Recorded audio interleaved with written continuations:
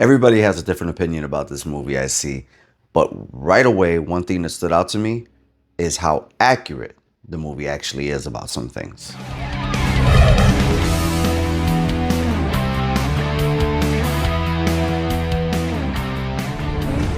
What's going on, people? Alex Thorn here, and I'm just a rock and roller who in his downtime likes to watch movies while wearing a bandana. And this time I decided to check out the Netflix original, The Deliverance. A family living in a home in Indiana discovers strange demonic occurrences that convince them and the community that the house is a portal to hell. Look, I know that there's been a ton of Christian activity talking about how this movie is definitely a portal to hell itself and that this movie is very demonic. But as somebody who, as you see, is very used to horror movies, and if you subscribe to this channel, you know my love of horror movies, there's nothing really demonic about this story other than the fact that it was inspired by a true story. Right off the bat, I want to let you know that I did not know what was real and what wasn't between the movie and the true story until after I watched the movie. And it kind of ties into what my problem was with this movie in the first place, but we'll get to that later on. Before all of that, I want to talk about how this movie starts, who's in it, and where that leads to. The movie starts out with a bunch of cool paintings that foreshadow what's going to happen in the movie. And I noticed with this movie that it does take and borrow from a lot of movies in the genre from over the last 10 to 15 years or so.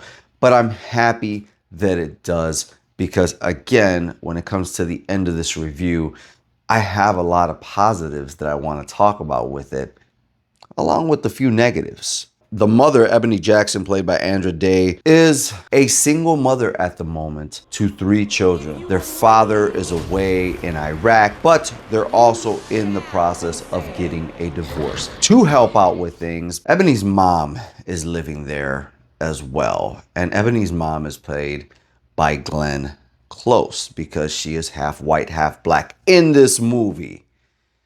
And Ebony has a drinking issue. Ebony has a lot of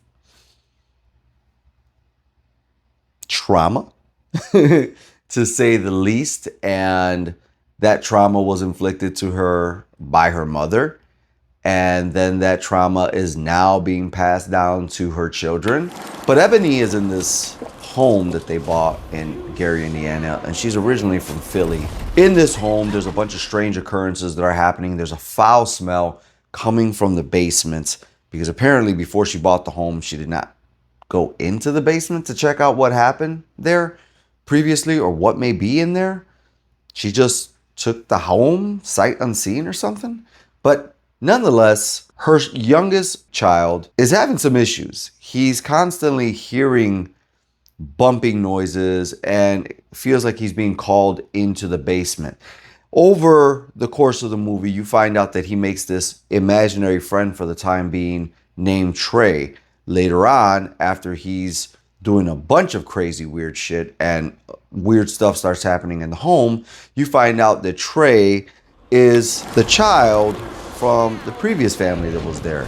And the previous family, as we find out through an apostle, a female churchgoer who has the power to do exorcisms, which in this movie they call deliverances. That kid was part of a family that died, and it's because there was demons there. And when this apostle female comes into the story, it's way after we see a lot of crazy stuff happening with this family. But there's a lot of charm to the beginning of this movie because Ebony, her portrayal is incredibly accurate to what I have seen and grown up in Chicago, in CPS, around black women, single black women with families. In a very early scene, the family is having dinner at the kitchen table, and Glenn Close is very mouthy towards her daughter right in front of the children and sniffs her breath. leading us into the idea that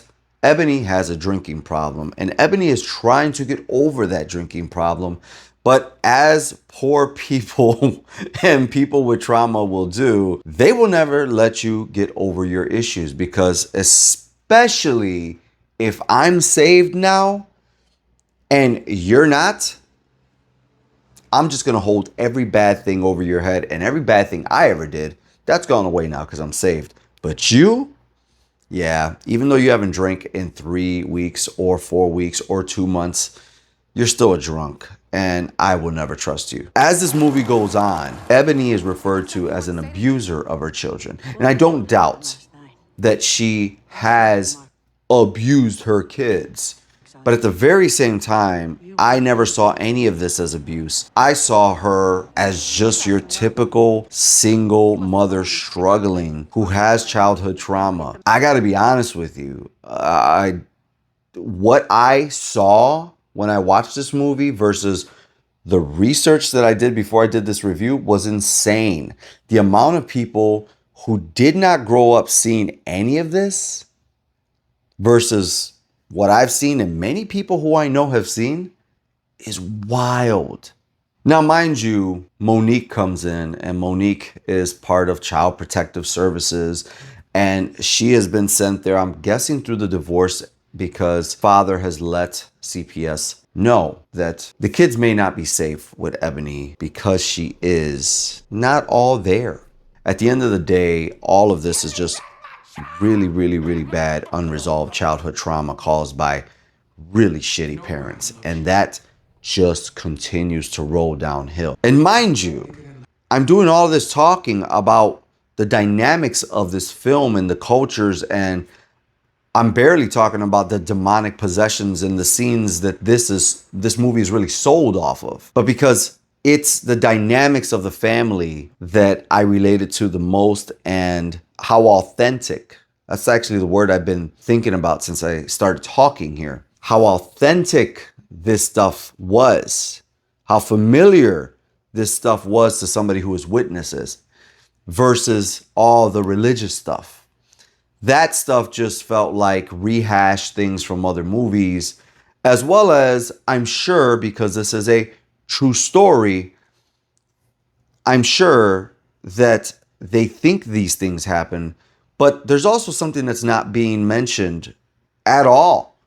Not even by Ebony, the real person, when she tells this story about how much black mold was in that basement of that home, how much black mold was in the walls of this home. This is childhood trauma and an unsafe home that should be demolished, and the entire area needs to be cleaned up because black mold affects your brain. Black mold will mess you up bad. But yeah, with all that being said, as you can tell, this was a very different review for me. So let's get into the bandana rating for The Deliverance. And I'm going to give The Deliverance 3 bandanas out of 5 because by no means is it a bad movie. It definitely, in my opinion, is rewatchable. And of course, like any movie, it has side plots. It has a lot of characters. It's a little unfocused. By the end of the movie, it's more of a metaphor than anything else. And those things do kind of bring it down. But the authenticity of the acting from a lot of the people in this movie really, really, really brought it home for me and made it a 3 bandana movie. Guys, let me know. How do you feel about The Deliverance? It seems like everybody has something else to say about it. And mine was certainly almost traumatizing and triggering all on its own. What do you think about the whole childhood trauma dynamic and demonic demons and all that stuff that they portrayed in this movie? Let me know down below, because Netflix seems to be on a hot streak of great movies between this and Rebel Ridge. I'm excited for whatever they come out with next. And if you want to talk about what they may come out with next and just movies in general, you got to join this channel's memberships. That's right. Thorn Theater has real deal membership laminated cards for all of you Thornaholics out there and horror lovers. Not only that, but you get to request your own reviews. Let's say there's something out there you're really dying for me to review, but the masses may not want it, or it's not something that's gonna move the numbers. Guess what? You pay. You control the narrative. You get early access to videos, live only chats, as well as exclusive watch alongs just for members right here on this channel. And if you don't feel like committing to that, you can always leave me a super chat, super thanks, or buy me a coffee. Buy me a coffee right now is a way that you can support somebody like me for making videos just for you guys, doing what we love to do. And oftentimes we do it at a loss, but for the passion. But guess what? If you buy me a coffee, at least you're fueling the journey. And right now, Buy Me a Coffee has an update to where when you leave your note of why you have gifted me coffee, I can respond back to you in video form. And with all that being said, guys, you know what I gotta do. I gotta rock out, watch some movies, and review them for you.